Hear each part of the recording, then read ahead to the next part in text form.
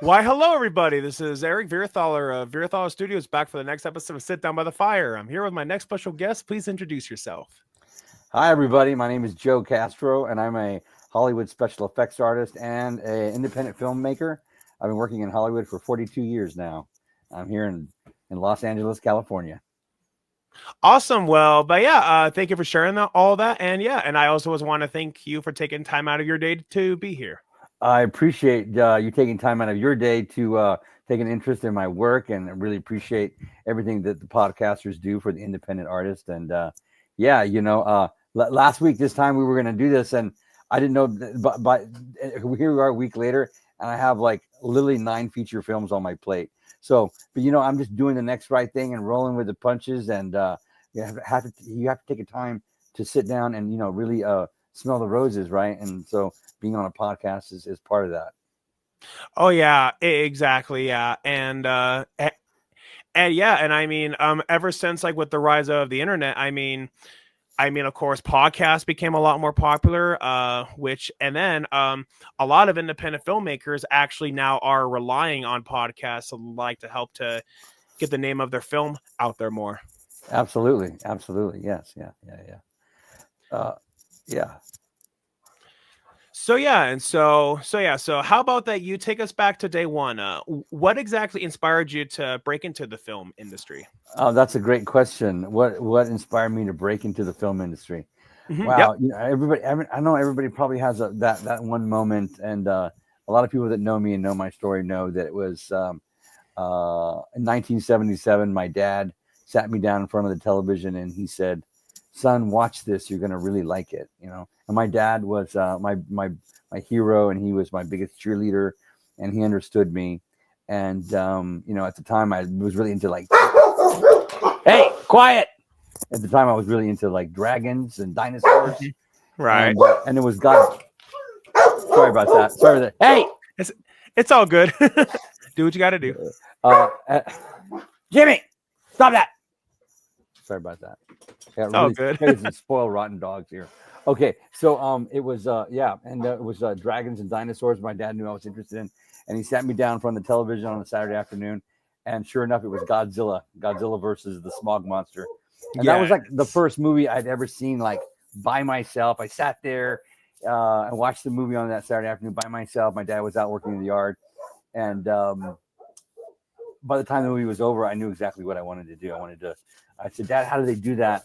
And he said, "That's special effects, son. That's how they do that." And then together we watched the credits, and and there it said special effects at the end. I don't remember if it was in Japanese or not, or it had an English to translation, but something, I don't know. That's the way I remember it. I was 7 years old, and he told me, yeah, it was special effects. So I said, "Dad, that's what I want to do when I grow up." And and he made me promise him that I would never stop chasing my dream. And so that's why I am where I am today. I live in Los Angeles with my husband of 27 years, and who is an Emmy award-winning editor. And awesome. I create special effects and direct, and we work on projects together. And we've been trudging this road of happy destiny ever since. All together. So awesome. Yeah. Awesome. Well, but yeah. I also am a big Godzilla fan too. So it's definitely always really exciting to meet someone else who also is a big Godzilla fan. Yeah, it is. It's kind of a special bond, right? The people that really can really appreciate Godzilla, and some people say all those movies look the same. Well, that's because we like this. We like what they give us. Exactly. It's the monster, destroying things, and just it's great. I love it. I can just sit and watch it forever. Watch every time I see one of the old movies on Tubi or whatever HBO Max. I put it on like at the end of the evening, and I go back to my little happy place. As a kid. And did you know that? Did you know that the Godzilla franchise is the most successful movie franchise in the history of filmmaking? Oh, I was not aware of that. I mean, what I was aware of is that I feel pretty confident that Godzilla has the most movies out of all franchises. But I had. So when you say the most successful, do you mean the most Financially, financially? financially successful, yeah, because of all the Oh, merchandising. It's been translated into every language, and like you said, there's like, I don't know, like something like, I don't know how many movies there are, but yeah, it's the most successful franchise in filmmaking wow. history. Yeah, Wow, I was not aware of that, yeah. honestly. I was thinking that that would have been the Marvel franchise, Oh, like especially considering that Avengers Endgame is the second highest grossing film of all time. right, So, yeah. No, I would think it would be like either Star Wars or one of the Marvel or something like that, but no, it's not. It's Godzilla. Yeah. Remember wow. I mean, the first film came out. I don't even remember when the first one was in the like the 50s, right, or something like that. Yes, Yeah, yes, it was 1954, yes. that's right. So they've been that movie's been making money since 1954. Toys and Yep. T-shirts and different translations and books and Shoes, magazines and yeah, exactly, all video games. exactly, yeah, all over. So yeah, no, it's a and I love the since we're on you got one of my favorite topics. I love how Godzilla's faces changes in different films. Yep. If you look back in those earlier films, if first he's kind of looks they made him kind of look like a little bit like a cat, kind of like a cat. Yeah, yeah. He's a little more like a kitty cat, and then they made him look. Then he became more of like a not a cat dog is what I like think of it, like a cat dog kind of Yeah. thing. I have a dog over here who's literally trying to get my attention and it's like tearing up something he's got. My Anyway. dog's also doing the exact same thing. And yeah, I mean, it's funny how you mentioned your dog spoiled rotten. My dog's pretty spoiled rotten too. So, Hold on a second. Steve, will you come get this dog? Anyways, okay. So yeah, but I was gonna say, we were talking about films though. Like of the you mentioned earlier something about people come on your show to talk about films and the films they're working on and whatnot. I'd like to talk a little bit about a franchise that my husband and I own. It's called Terror okay. Tunes, and Yeah, yeah. Terror Tunes. Yeah. Terror Tunes. A lot of people don't know about it. It's a very avant-garde kind of cult film. We shot the first movie in 2001, and we made the entire movie for $2,300, and it sat right on the shelf next to Pirates of the Caribbean and Blockbuster. So Nice. there was like 8 copies of Terror Tunes and I don't know 32 copies of Pirates of the Caribbean, but we were right there on the shelf next to Pirates of the Caribbean, and it was uh, we had no idea that it was going to be such a marketable and likable little film. I mean, we really set out to make a movie for $2,300 in 3 days. That was my only goal. We shot the whole movie in 3 days over a weekend. It was Easter weekend. I remember that in 2001. And the first day we shot for 12 hours, and the second day we shot for 17 hours, and the third day we had to finish the film because I told everybody, if you come and work on this film, uh, you'll have a feature film credit by the time we're done with it, and it'll only take us 3 days to do it. And then the third day, we shot for 25 hours straight. And then 25 hours. Wow. 20, Talk about a long day. yeah, and we shot it all in one location, and we converted this. We shot in the house, and we converted the house into a green screen set at one point, and then we stripped it down and turned it into another part of the set. And as we were filming in the house, there was a young lady. Her name was Marcy. She was painting the walls of the house to match the sets that we needed because in the film, these evil cartoon characters come out of the television and start killing people with giant cartoon weapons, but you die for real. So she started painting the walls of the Wow. house to look like, you're in like in the kitchen. I remember it looked like you were in the clouds, but like cartoon clouds. And in the hallway, she painted it like I believe like hell, like with fire and stuff. And so everything had a very kind of a cartoony feel to it. And yeah, when we were done, I remember the owner of the house who actually paid for the film. We he was crashed. It was like Monday morning at like 7 8 a.m. when we finished filming, and I went into the bedroom and I said, "We're done." And his eye opened his he opened his one eye like that, and he went, "I knew." Oh, he goes, "Good," or "I knew you would be." Okay, I'm going back to bed. He went back to bed. That's amazing. Yeah. And so And, and then yeah. yeah, and then the film And yeah.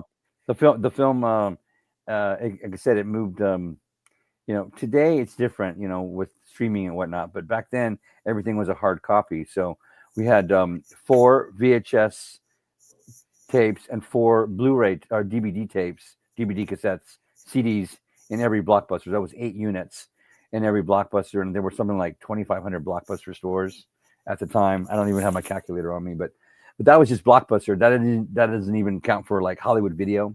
Hollywood Video Yep. also took 8 units, and then Netflix came along shortly thereafter, and they Netflix was ordering like they didn't need the case, they just needed the disc because they were mailing the discs out. You would get a subscription, they would mail a DVD to your home, Yep. and you return in the mail, right? So I think they ordered like 22,000 units of just the discs, you know, and yeah, so it was much easier to make a profit from independent filmmaking then, and it was also it was a different game because we didn't have like cell phones where you could just make a movie, or people didn't have access to filming equipment. You had to literally have like some sort of budget and people that knew how to operate cameras and this and that kind of thing, and so it was a whole different kind of ball game. But yeah, times have changed, and Oh and yeah. our, and our film has changed along with it. We've had 3 sequels now. We had Terror Tunes 2, 3, and 4, and we actually made a short called Terror Tunes 1.5 that's on the Blu-ray of Terror Tunes 2, if you get it. And I just keep trying to make the same style, somewhat the same style with each of the sequels, but it's difficult making the same movie over and over again. You kind of want to do It something is. different. You kind of want to do something different each time. So I try to give the audience a little something different. Yeah, each time. Right. Yeah. And, and it's one of those things where it also could be damned if you do, damned if you don't. It's because Hmm. if you do something different, there unfortunately will be some people who will say, oh, I want the same thing. Yeah, And then when you do the same thing, they complain saying, oh, you're doing something different. It's like, yeah, yeah, you yeah. just can't please everybody. And, That's right. and I just thought of this. I kind of feel like that Terror Tunes, I kind of feel like that it predicted the current trend, like with horror movies, like that all started like with Winnie the Pooh, like when that went into the public domain, and then they turned into a horror movie Mhm. where they turned a, an innocent cartoon character into like a bloodthirsty killer. And so do you ever feel like that your movie Terror Tunes do you ever feel like that it foreshadowed like what's currently going on? Absolutely. No, absolutely. You're spot on. It started. There was a movie that Nicolas Cage, I think, did. Yeah, I think it's Willy's Wonderland, I believe. Yes, yes, Yeah, that's yeah, where yeah, yeah. that's where it kind of started. Kind of started there, and then because a lot of people have actually asked us if they could like remake the film, or I've seen people want to borrow stuff from it, and people are always coming to me going, "Can we do a comic book over here?" And I'm like, because our film has such a unique subgenre style that when someone does something that's similar, it stands out. Like it's like, oh look, that's Terror Tunes, and so yeah, I found it started with Willy's Wonderland, then Five Nights at Freddy's, and you got Winnie the Pooh, and I think you got Popeye now and Mickey Yep. Mouse. So yeah, back it's hard to sell somebody something new, brand fresh new, but I kind of like doing that. I kind of like like the Terror Toons franchise. Like if you watch each of the Terror Toons films, I guarantee you that you will see something in each film that you've never seen before. I don't know if you're Mhm. going to like it, but you're going to see something you've never seen before on cinema, and that's one of my trademark things. So if you're, it's like taking someone that is not doesn't like Chinese food to go eat some weird Vietnamese food or something. You know what I mean? It's like, oh, I Yeah, don't know, but you know exactly what yeah, definitely. See, yeah, I had a friend that I took to eat Mediterranean food for the first time, and he likes cheeseburgers, burritos, nachos. He might do a quesadilla. So when I introduced him to hummus and chicken shawarma, he's like, no, I can't have it. So yeah, Terror Tunes is definitely an acquired taste, and if you're looking It for is, yeah. something strange and unique, then you've come to the right place for sure. And one of the things I love about it is that even its name is extremely catchy. Oh, that's very kind of you to say. It's Thank such you. a tongue twister to even for me to say it sometimes, though. Terror Tunes, and it's Toons. We tried to trademark uh, tunes, but it was too similar to Tunes, and iTunes wouldn't let us do it because Oh, I'm sorry. iTunes actually has a trademark on iTunes or something like with the Tunes. Oh, But yeah, no, but the name is definitely it's like I said, when I Siri it in my phone, Terror Tunes. I have to say Terror Tunes like this, yeah. then my Siri will remember that I mean Toons. Yeah, Yeah, and that's the thing about Siri, and and like the whole microphone thing when you're talking to your phone and you try to get a spell out. I mean, sometimes it'll be accurate, but sometimes it won't. And there's also the thing like with autocorrect. I mean, autocorrect. I mean, it definitely can create like some pretty hilarious stories. Like there was one time I was texting a friend of mine, and I meant to say "dork for life." But what was really funny was that autocorrect and then against my will then changed it for dick for life. absolutely. Yeah, no, yeah. We thought that that was funny. Yeah. No, I've been absolutely in similar situations. Just the littlest inflection of your voice will take it into the completely wrong direction. But yeah. So Oh yeah, definitely. And so then in that case, inadvertently, like when Terror Tunes goes into the public domain, that that will then mean that there will not be a trademark on the name, which is very different. Like with Mickey Mouse, while Steamboat Willie is in the public domain, but the name itself, Mickey Mouse, is trademarked. Which is that's right. why that for all these Mickey Mouse horror movies, although it's clearly Mickey Mouse, they just don't ever call him Mickey Mouse. Right. Exactly. Sure. Yeah. I always think it's always important to go back to like the source material of all the old films I mean, you look at all the movies today, and you know, one of the biggest problems I have with filmmakers today is that everybody's trying to um, attach themselves to something that's already famous or it's already popular or is already a success as opposed to trying Yep. to create something truly unique. And when I made Terror Tunes, I really wanted to make something truly unique, and I think that's why when people do something that's similar to Terror Tunes, it stands out as being like, oh, that's a take on Terror Tunes. And there's a couple of other independent films that have tried to that have they changed the genders of the characters and they've Yep. switched the situation around, but I've seen the exact formula of Terror Tunes, the original Terror Tunes in a couple of other films. And what are you going to do? We've inspired countless other independent filmmakers to make micro budget films, and for that I'm truly grateful that I'm able to kind of somehow breed a little more happiness and joy into the world because of that Yeah. you know Yeah, exactly. And I mean, and there's also that saying, I forget who said it, but somebody once said the quote, "Why leave the world worse than what you found it?" That's right. Yeah, that's right. Sure. Yeah. Yeah. Yeah, exactly. And so, I guess for inspiration, like for Terror Tunes, like, were you inspired? But like, were you inspired by like the Looney Tunes or That's good. something like that? That's a good question. So I'll tell you how the Terror Tunes came about. So I was really close with we're not friends anymore, like all Oh, I'm sorry. things, but this man and I were really close friends, really tight, and we were going to work on a movie set. We were actually he invited me to come be his assistant on a movie set up in Palmdale, California.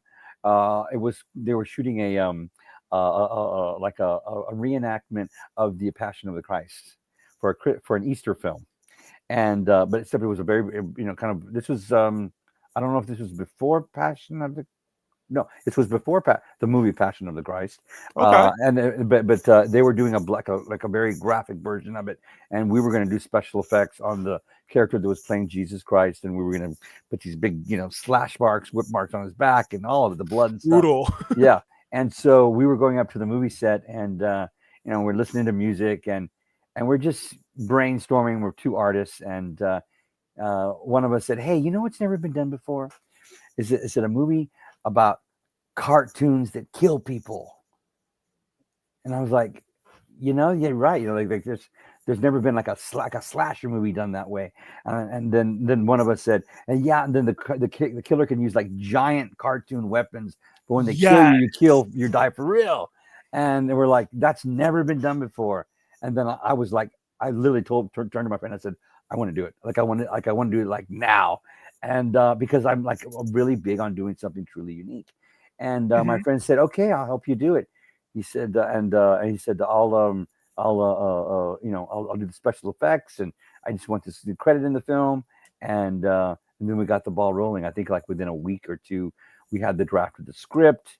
Of one of my friends from high school wrote the script like in a week. I came up with like a skeleton, and then we had a table read, and everybody that showed up for the table read of the script, none of them had a feature film credit, and except for the lead actress Beverly Lynn, and I said, "Hey, I plan on shooting this in 3 days.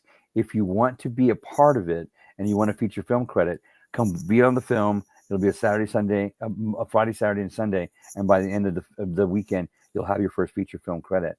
And they said, "Oh, we'll do it." And then that's how the ball went rolling. I think I had like another week and a half or 2 weeks while we worked on the characters and built the props, and then we just went right into to making the film without even taking a breath. Yeah.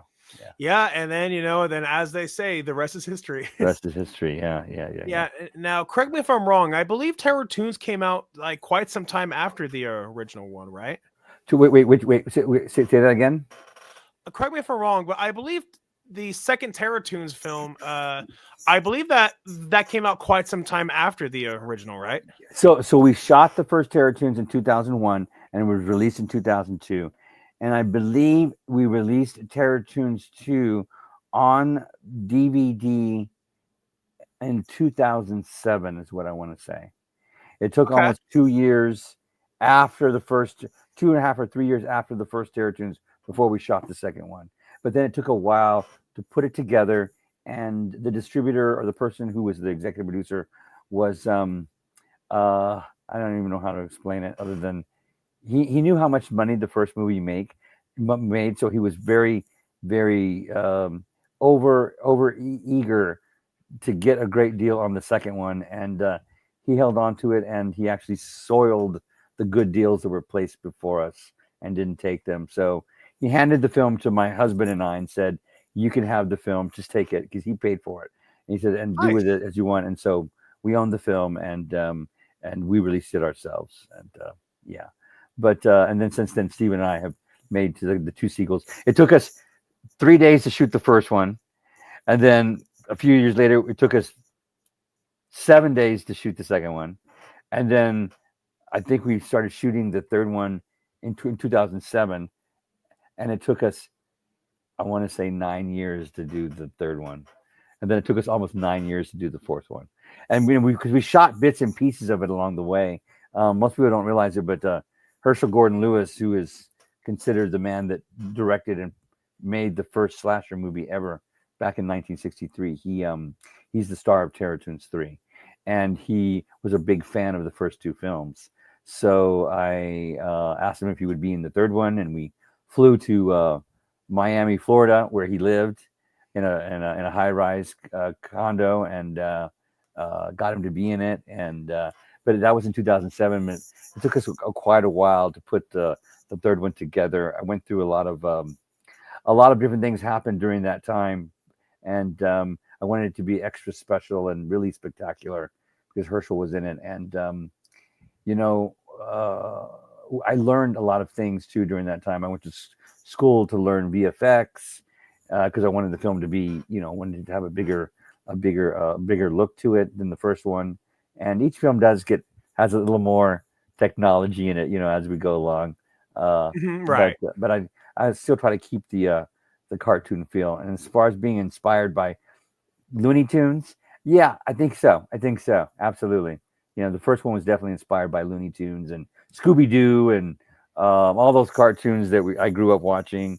Um, Mhm. and the third one is kind of more just it's just a mishmash of everything I hadn't done yet, because I didn't want to make the same movie over again. So it's Fair. kind of it's kind of like ordering a pizza and everybody gets to pick a portion of the pizza they want their favorite topping on. So sometimes those toppings go over here and then they don't work over there and this kind of thing. But there's a lot of cool stuff in it. One of my all-time favorite special effects shots is in Terror Toons 3. There's a scene where these cops, these evil cops, they're like the three little pigs. They get the heroes of the movie get revenge on them. But in order to get rid of they have to get rid of the evidence. They get rid of the bodies. They decide the only way to do that is to cut them up and cook them in a stew and eat them. And the stew comes to life. So it's kind of like a giant blob with arms and legs and feet chasing after Yeah. them. And there's this shot where the blob rises up off the floor, and I did it as a miniature in our kitchen with I put all these doll parts on a Makita drill bit, like a Makita screwdriver, like a screwdriver Right. with a big pole, and I glued all these doll parts to it with like spaghetti and stuff. and I and I Well, that's pretty awesome. and I spun it as it rose up into frame. It goes That's amazing. like this, and most people wouldn't even know it existed in the film, but it's like one of my all-time favorite shots. And yeah. So if you want to see some pretty wild out there things, that Terror Toons 3 is. It can be traumatizing to get through because there's a lot of really insane stuff in it. But yeah, it's one of my favorite shots is in that film. So and then with that said, out of all the Terror Toons movies, which one would be the one that you are personally the most happy with? I see. Yeah, that's a good question. There's first of all, I want to take a moment to thank everyone who's been a part of the Terror Toons franchise. I Mhm. never talk about like Brink Stevens, who's been in 3 of them, who is one of my personal best friends. I consider her family. And of course, my husband. It would not have been the franchise would not have happened without my husband Steven Escobar. He literally taught himself After Effects in 2001 before anybody even Uh-huh. knew it existed in order to do the first one. And then all the people that have come along, and I've made friends. I've lost friends over it. I've had the actors that are in it that I don't get along with them anymore. Some of them have become literally like my blood relatives. There's Janet Romano, who is Lizzie Borden from the first film. She's been in 3 of them as well. And yeah, but to be honest with you, there's special things about each one of them that I love. But if I had to choose, I would have to say part 4, Terror Toons 4, because it's out on Tubi right now. It's the one that is it's I used state of the art equipment to make it. It wasn't like the first one. It was shot on analog cassette tape.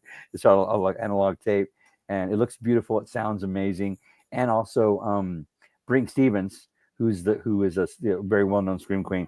She has her directorial debut in Terror Toons 4, because Terror Toons 4 is an anthology film and it's got 4 stories in it. And she not only stars in it, but she co-wrote the script that's in it, and she directs this piece. And it's called Personal Demons. That's one of the stories in Terror Toons 4. It's a really classy, kind of classic, kind of like gothic fairy tale kind of nightmare cartoon thing going on in there. And it has a backstory to the original villains from the first film. And there's a lot of people that I love that are in it, and it's just great to see them and kind of like reminisce. Very nostalgic when I watch it, and everything has come together in Terror Toons 4. Yeah. So and then it sounds like that maybe some people I don't know if it was your intent or not, but it sounds like maybe that the fourth film could be compared to some of Tim Burton's films, like such as The Nightmare Before Christmas. That's very kind of you to say. Yeah. Tim Burton has been a big influence, and in my life, and many people think that the Terror Toons franchise is a comedy, but it's not really a comedy. They're not really comedy. I didn't mean them to be funny. And there are some things that are funny, especially if you have a really dark sense of humor. But most people that aren't really into horror or the dark, when they watch Terror Toons, they're like, "What am I watching? What is this?" Or they get creeped out. They don't understand what they're watching because it can be kind of morbid, but with like pretty Uh-huh. color. It's morbid, but with like pretty colors, right? And but yeah. Tim Burton would be I would just to be even considered. Uh, but yeah, no, in the same kind of theme or genre or style as Tim Burton, that would be it's very kind of you to say. So, but yeah, Terratunes up four definitely has been influenced by kind of like Twilight Zone, the movie, and Joe Dante and Hmm. Tim Burton and uh, what's the Herschel Gordon Lewis. He demanded himself. All the extensive blood and gore throughout the films in the Terratunes franchise have come from everything that Herschel did in his early career. Are you familiar with Herschel Gordon Lewis? Yes, Okay, yeah, and I. a lot of people don't realize that every horror movie that we see now has come from has a piece of something that Herschel has done. Herschel did for us. Herschel invented the slasher genre back in 1963 when he made a movie titled Blood Feast, and it was the first film that exploited color blood. And it also because exploiting blood in motion picture cinema back in the early 60s was considered X-rated, so that's why Mhm. Hollywood didn't exploit. When I say exploit blood, I mean like having blood like pour down a bare breast, or you know Mhm. someone sawing someone's head off, and while there's Yep. torture going on. You couldn't do that Mhm. in you couldn't do that in a movie. And so Herschel Nope. did that. Yeah, Herschel did that. And Yeah. yeah, yeah. Yeah. Go ahead. And then, but yeah, sorry, but yeah, I totally didn't mean to cut you off there. It's all good. No, no, so I just wanted to say that Herschel was the man that invented the scenario or the storyline. Correct me if you, or let me know if you ever heard of this. A deranged killer stalks innocent victims one by one, killing each one brutally on screen in a horrific death. And then at the end of the film, the killer of the film is killed by the hands of the hero or the heroine of the movie in an even more on screen horrific death. Have you heard that storyline before? I have, yeah. Yeah, that's the storyline of every slasher movie ever made. And Herschel did that in 1963. And so even Joe Bob Briggs considers Herschel Gordon Lewis the the master of the slasher film. He invented the slasher story. So and I made a promise to Herschel. Herschel was my mentor, and I made a promise to Herschel that whenever I had a chance to talk about him, I would. And he said, "Oh, thank you, Joe." This was like probably 28 days before he passed away. He passed away in 2016, Oh, and I'm sorry. yeah, he was an amazing man. He would just got along with everybody, and he was such a giving, kind man. He would share his secrets and take a moment to talk with you or about whatever, not even just about film, but just about being a gentleman, about being professional, about being whatever it was. He's just a very giving man, and he gave so much to the world of independent cinema. So I always try to take a moment to thank him for what he's done whenever I do a podcast. Oh yeah, yeah, and and reminds me of one of the philosophies that I live by, and you may or may not agree. I mean, when you die, what I believe is that one of the only things you have left is the legacy that you leave behind, and and that will be defined by the moments that we make in this moment. That's right. No, I agree with you 100%. Yeah. Yeah. Was it, we will not be remembered for the things that we've achieved, but by the way we've made people feel. Yep. Yeah. Yeah, exactly. And Yeah. yeah, and that one's definitely very profound too. Yeah. And and is one of the harsh realities about life is that all the ones who we love will eventually will pass away. But Yeah. it's just like as banal as it may sound, but it's the memory of them that we will cherish throughout the rest of our lives. And and then how they made you feel in said moment can absolutely can impact the rest of your life. Absolutely 100% true. Yeah. Yeah. Herschel was a great man. Right now, Brink Stevens is a woman who's really a big part of my life. She's a very well known scream queen. I think she's been on over, I want to say, 250 films, maybe more Hmm. than that. And she's also been a mentor and been a good friend, and teacher and a supporter of me throughout my career, and she just lives like a less than a mile from my home here in the middle of the San Nice. Fernando Valley. And I'm so proud. I'm so proud of her. I'm so proud to have her in my life. And she's also the kind of woman who is very giving and just knows how to really make the world a better place with the most simplest of things. And I truly appreciate having her in my life. And I worked with some incredible people over the past years, and it's sometimes too many to consider. But there's just teams of people that I work with. I consider family. I don't know about you. If you're close with your family, I'm not really close with my family because what I do professionally isn't really traditional to what the people in my family grew up doing. I don't have any real. I have a lot of artists in my family, but no one in my family uses their art as a form of employment. And so when I left my hometown from South Texas to come live in Los Angeles, it was very it was not really something that was supported by my family, and Yeah. you know what I'm saying. So to be able to find people like Brink, Herschel, Forrest Giacomin, even Chad Farron, who's a director right now, who really allows me to be the person I've always wanted to be. I'm really found my family here. Yeah, yeah, Yeah, well, I mean, if it makes you feel any better, a lot of people who I've met in the movie industry have a lot of them have told me the exact same thing. I probably cannot speak on the behalf of everybody in the industry, but a lot of them have said that like that their families were expecting something different of them. Well, I like to do the 9 to 5 job. And and that's even something that I've experienced too. Well, I like where my family were like, yeah, you could do it as a hobby, but but as your career, probably not. But the thing is, this is one of the best life lessons that I have ever learned, and now I can pass it on to you, and I've already passed it on to others.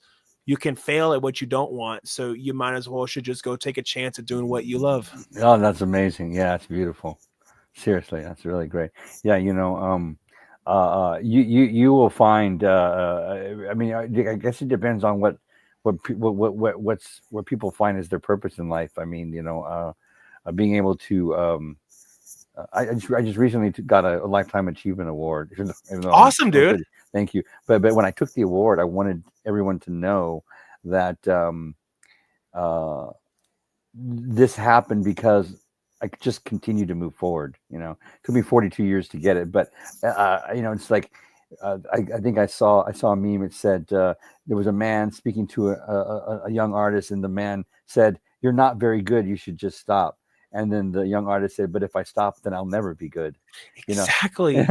Yeah. And so I told him, I said, this award goes out to everybody who's struggled to get their movies seen and to be and acknowledged for their hard work, and that wanted to give up. You will get there, but only if you keep going. You just got to keep going. Exactly. And and funny you mentioned that because Tobin Bell, like who's best known for playing Jigsaw in the Saw movies, who I had the wonderful pleasure of meeting him.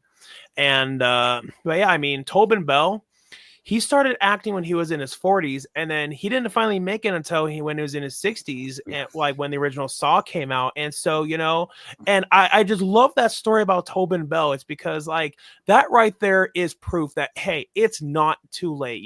Like as long as you keep going, as Yeah, long as you don't give up, as long as you believe in yourself, yeah, you can do it. absolutely. Yeah, 100%. You will get there, but only if you keep going. And it's never too late to do the right thing.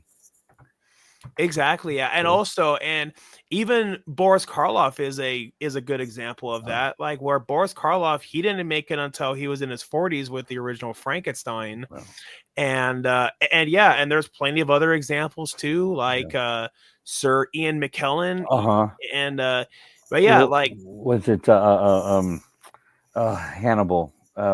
Anthony Sir Anthony Hopkins. Hopkins, yeah. Hopkins. Right. He was. I don't know how old he was when he did Hannibal, but yeah, that was his I'm not big sure big either. Yeah, breakout film. Yeah, yeah, yeah. So, but yeah, you just got to keep going, man. You just got to keep going. I feel like I got exactly. 42 years left in me. if I don't break myself before then.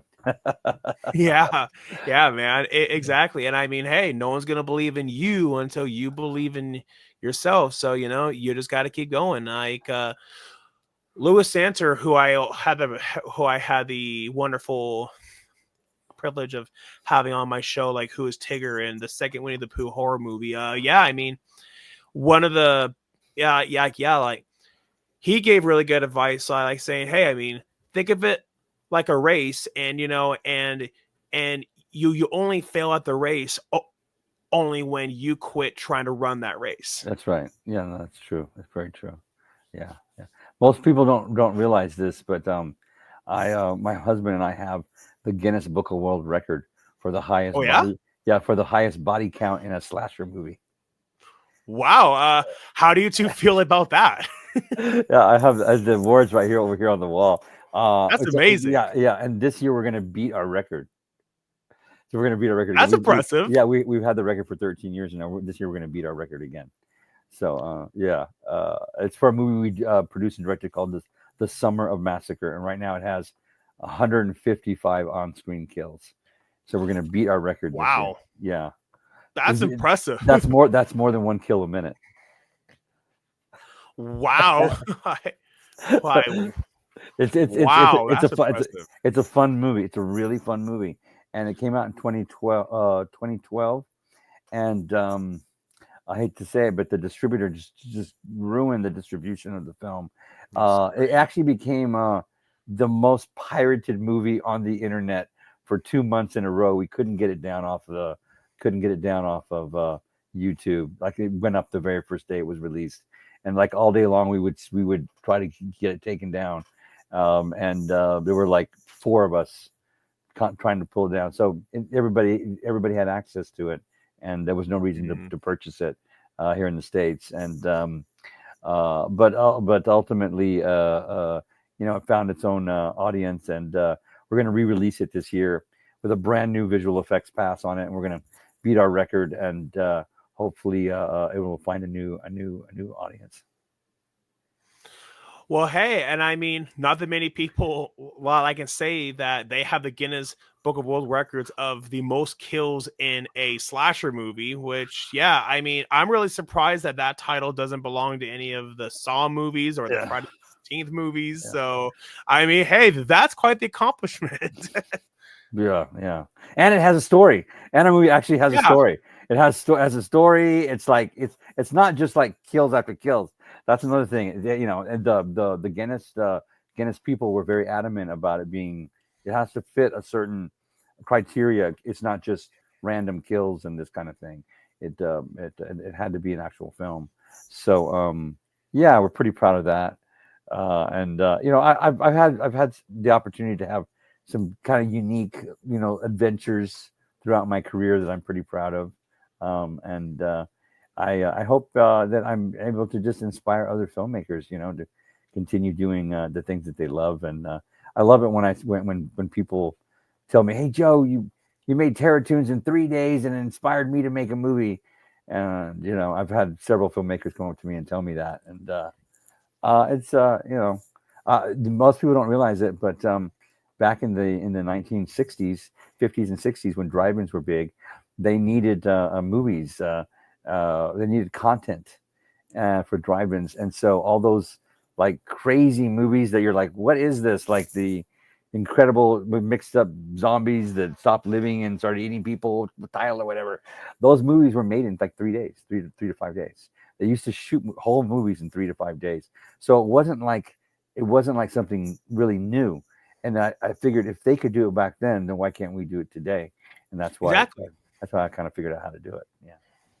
Exactly. Yeah. And, and reminds me of the saying that if it ain't broke, well, and then just don't fix it. Yeah, exactly. Yeah. And there's also kind of like a kind of energy that happens when you make a movie that quickly that can't be reproduced even if you took your time to do it. You know what I mean? Like there's things that happen naturally that make it amazing that if you tried to recreate it with more money and more time, it just wouldn't work. It would be something else and still would be good. It would be good some other way, but it wouldn't be that same energy. Like now that when we make a Terror Twins film, we don't make it in 3 days. We make it in like 30 days, and it's a different energy, than it was for the first one. I don't know that I'd be able to go back and do the same formula again. Maybe I might try it for number five. Maybe we might do something in 3 days, but I don't know. I don't know if I have the same energy to do it. Yeah, exactly. And I mean, heck, I mean, making movies is already a lot of work, but I mean, to do it within 3 days, I mean, yeah, I mean, that makes it even more of a hassle. It makes the days even longer. And yeah, and but the thing is, I kind of feel like if you have that little time, I kind of feel like that forces you to get that much more creative. Yeah, well, they still shoot soap operas in like one day, I think. At the end of the week, they shoot soap operas. They rehearse the first 4 days. At least that's what they used to do. They would rehearse for 4 days the scenes, and then they would shoot them on Friday for the next week. So they used, and that's like 4 hours of content or whatever for television. So it can be done. It can be done, and it just takes a lot of preparation. I think that's one thing we had on the first film. I had a lot of preparation. When I went to set, I wasn't really creating anything. I was just executing everything that I had on paper. And like I said, it was a different time. Cameras were different. It was just a different Hmm. energy, so it kind of lend itself to being more serviceable to the film.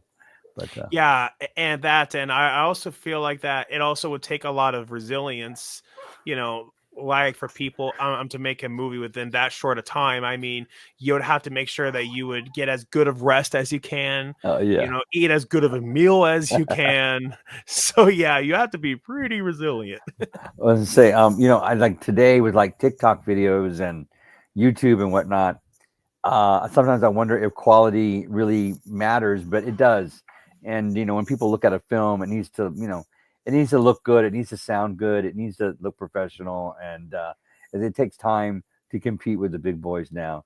That's why I believe it would be a different adventure today if we made the same film. Exactly, yeah. And I mean, there have been times where I would watch some independent films with some of my friends, and then the instant moment where it had bad sound, my friends would go, "Okay, let's shut it off." Yeah, shut it off. It's just yeah. Sound is so important. People have no idea how important, because with It is. sound you can make someone see something that's not even there. With sound. So Exactly, sound is like very important. yeah, like a really good example is that there's that scene in the original Jurassic Park. It's when Alan Grant and the two kids where they're trying to climb that fence. You never see the T-Rex, but you just hear its roar. And Right, just right. hearing its roar, even that was enough, which actually saved the money, which no knowing that they didn't have to spend money on showing the animatronic T-Rex, which Yeah, actually made it more effective anyway. yeah, exactly. Our mind is much more fills in the gaps with imagination. It's much more powerful. I agree 100%. Yeah, yeah, yeah. Exactly, yeah, and it's funny how I mentioned Spielberg because, Jaws, you're probably well aware of how making that movie was miserable because of the mechanical shark they had, and so that's why for a good majority of the movie, you don't actually see the shark, it's more implied, Right. but that made it to a better movie anyway because it goes Yeah. back to what you said, it relies more on your imagination. Absolutely, absolutely. Yeah. I want to take a moment, if you don't mind, and talk about a couple of the different directors I'm working with right now. That's Uh, okay, yeah. yeah. Right now I'm working with a gentleman. His name is Chad Farron, and Chad has a couple of new movies coming out. If you like true Yep. crime stories, he has a movie coming out called Ed Kemper. It comes out next month, and it's about a real life serial killer, a very famous serial killer. His name is Ed Kemper, and he murdered all these like college students around this college campus. And we do a really cool take on that film. And I worked closely with Chad and the rest of the cast. Was it last year, and the film's coming out already this coming month. And it's, Awesome. it's a great movie. It's called Ed Kemper. And then also this year there's another movie coming out called Dorothea, about another true life serial killer here in Southern California. And these movies are not for the squeamish. They're like they're not really like overly bloody, but they're soup when there is gore, it's like it's creepy. You know what I mean? It's got the creep factor because it's done very realistic. We try to do things very hyper realistic, so it's not kind of like over the top. Lots of blood. It's just what would be medically accurate, which makes it super creepy. And then there's a new movie coming out in March as well. It's called Unspeakable Beyond the Wall of Sleep. If you like H.P. Lovecraft, it's Yep. coming out. Yeah, and it's also a Chad Farron film. I'm working closely with director Chad Farron, and it's a movie I'm super proud of. It has a lot of creatures in it, a lot of practical effects, and you're going to see some icons from the horror genre in this film. Bai Ling is in it. The Asian actress Bai Ling is in it, and Steve Railsback from the original that movie Life Force.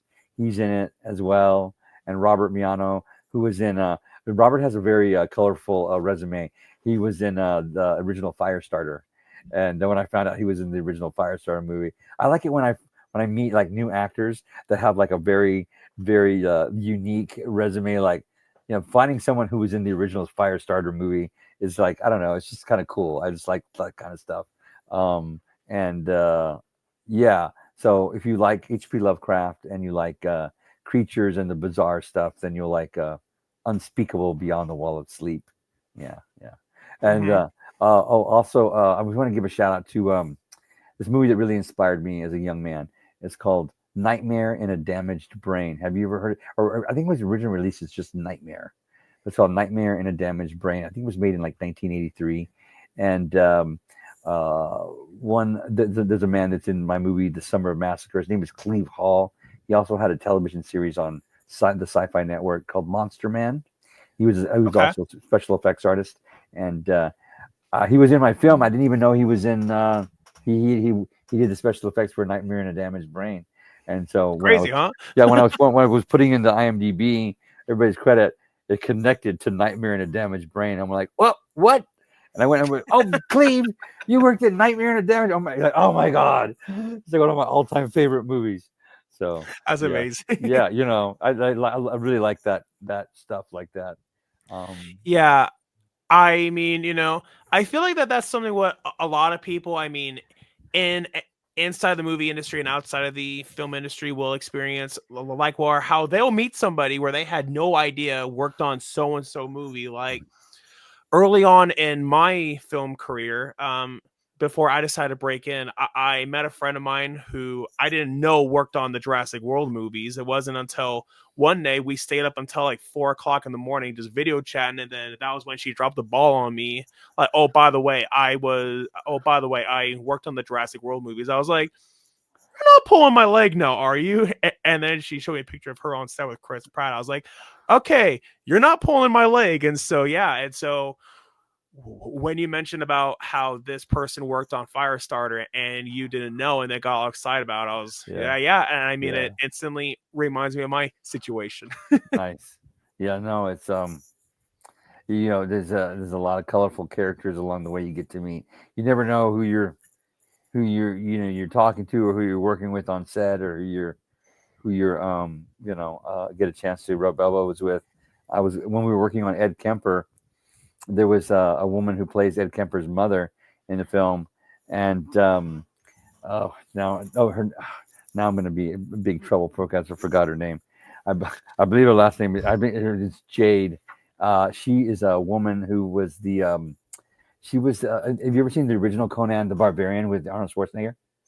I did a really long time ago, but since that was so long ago, Yeah. my memory is pretty vague on it. There's okay. When I was going to high school, if you got a chance to see Conan the or in middle school, if you got a chance to see Conan the Barbarian, that means that you were able to watch a rated R movie. And back in like the '80s, when to watch a rated R movie, you were cool. You were a cool kid. Now Yeah. everybody gets to watch it, whatever.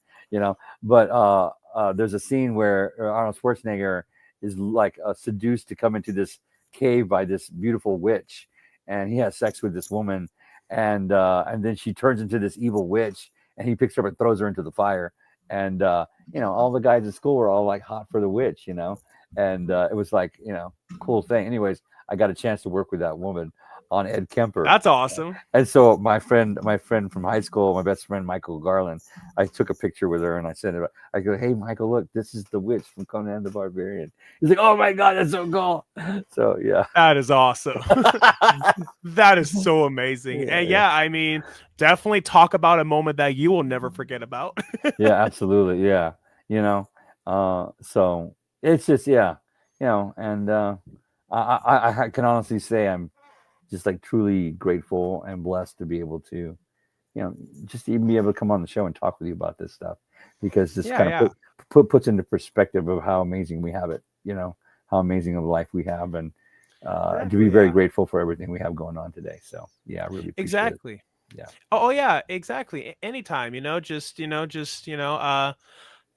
just want to show my support, and and if there's any way I can show my support, I'm definitely more than willing to do anything I can to show my support. And so with a lot of these movies coming out, that you were mentioning, are they going to be on like Roku, Tubi, or Yeah, yeah, I would think that they're going to go to Prime and Tubi. I'm not sure where.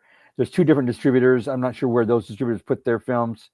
One of them is Breaking Glass Pictures. I'm sure it'll go to Prime and Tubi, and then the other one is Epic Pictures. I'm not sure where those go first, but I think that Vinegar Syndrome is going to put them out as well. okay. Yeah, for the hard copies, and but they'll be easily accessible for sure. Yeah, yeah. Nice, awesome. So yeah, and so And Terror Tunes 4 is available right now on Tubi. Yeah. funny because I was just about to ask about the availability. I'm pretty sure I saw that the original Terror Tunes is on Tubi. Would I I be don't. correct in saying that? No, I don't think it's. I don't think the original Terror Tunes is on Tubi. That's a sh- Steve, is the original Terror Tunes on Tubi?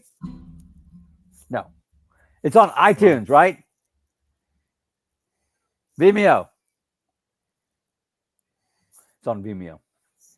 okay. So Yeah. you can stream it on Vimeo, but you can or you can go to www.terrortunes.tv and all four of the films are there. Okay. Cool. I better write that down because if I don't, I will forget about that, and I want to leave a link in the description for it. So the name of the website is called terrortunes.com. Dot TV. Dot All TV. right. Terrortunes.tv. Yeah. Yeah. All right. Yeah. Terrortunes Dot dot TV. TV. Yes. And you'll get like all the .com. extras there too. You'll get all the behind the scenes stuff and get all the 1.5 and just a whole bunch of crazy madness. All the good crazy stuff. Yeah. Cool. So, if you're allowed to talk about it, are there any talks of a Terror Tunes 5? Yes. And someone said there needs to be a Terror Tunes 5 so you can spell Terror Tunes with the 5 at the end as the S so that way it's backwards. Yeah. Was that you? Who said that? Somebody said that, and I said, It wasn't me, was it but you? I was but like, I don't know if the part 4. I was like, we're done after part 4. It took me 9 years to make part 4 because the Terror Tunes films have become like, if you like special effects, the Terror Tunes franchise is like basically watching one long special effect. Every frame of the film has a special effect. We're special effects artists. We like that stuff. So it takes us a long time to make one. But I said, Terror Tunes 4 is going to be the last one. But as soon as we put out Terror Tunes 4, some name talent, came to us and said, when are you going to do? I want to be in part 5. Let's do part 5. So I'm sure eventually part 5 will happen. And when it happens, we'll let everybody know, and maybe everybody can come on board and be a part of the cartoon madness. Yeah, exactly. And I mean, heck, Friday the 13th, they said that part 4 was the final chapter, and Yeah, Nightmare on Elm Street, they said that Freddy's Dead was the final chapter, Freddy's but dead. Yeah, yeah, yeah, yeah, yeah, yeah. exactly. So Exactly. Yeah, that's yeah, pretty common. And since that now some big name cartoon characters are in the public domain, such as, Mickey Mouse and Winnie the Pooh and Popeye.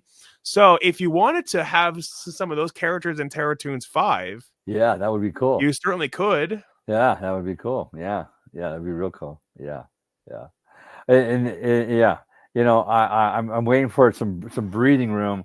Like I said, I'm working on 9 features at the moment, and of Which course is fair. we have a whole new new genre of filmmaking getting ready to happen with AI technology, and I remember when everybody said, "Oh, CGI, they're going to replace all the people and this and that. We don't even need actors anymore."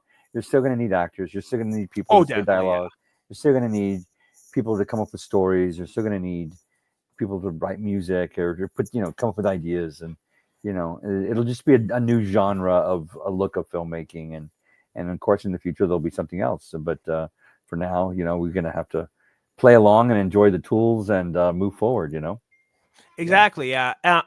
And now, if someone wants to use AI as like a tool, like to help along the way, I don't see that as necessarily a bad thing. But to primarily rely on that and only that, no. I agree 100%.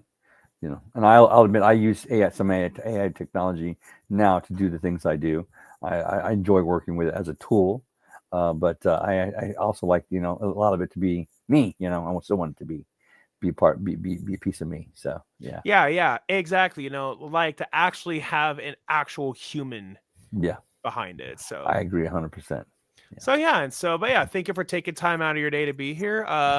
Would there be anything else coming up for you that you would want my audience to be aware of? yeah. No, just I just want to say if you are online and you want to reach out and say hello, let's make a movie. You can reach me every day. I'm on Facebook, Joe_Castro. Or no, Joe was it /Castro? I don't. It's been so long since I've given out my Facebook link, That's okay. but yeah, I'm on Facebook almost every day. I'm an easy find. Send me a friend request, but most importantly, send me a message. Say hello. Let's make a movie.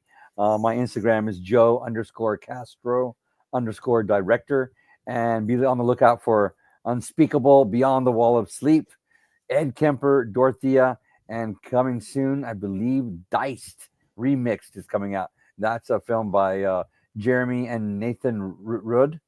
Nice. Yeah, and Jason Brooks stars as the killer, and I had a chance to come in and do some special effects on that as well. And those are going to be some good times and some fun filmmaking for sure. Yeah. Oh yeah, certainly so. But yeah, I definitely will be sure to keep my eyes out for that. I'll be sure to I'll be sure to promote it on my social media and And you know, get where are you at, Eric? Are you close to Los Angeles? Where are you at? I'm currently in Billings, Montana, In but Billings, Montana. however, for my film career, I actually am planning to move to Atlanta, Oh, Georgia. Atlanta. Okay. All right. Cool. Well, like I said, with AI technology, maybe we can get you in a movie either way, whether you're in Atlanta, LA, or Montana. Yeah, yeah, exactly. And I mean, hey, and I mean, it definitely would be a huge honor. Okay. Well, let's see if we can make that happen. All right, awesome. But yeah, thank you, and yeah, and we definitely will keep in touch. All right, Eric. Have a beautiful day. Everybody out there, have a beautiful rest of your day. I'm going to get back to You as making well. special effects. All right. Bye, Eric. All right, Bye have bye. fun. Bye bye.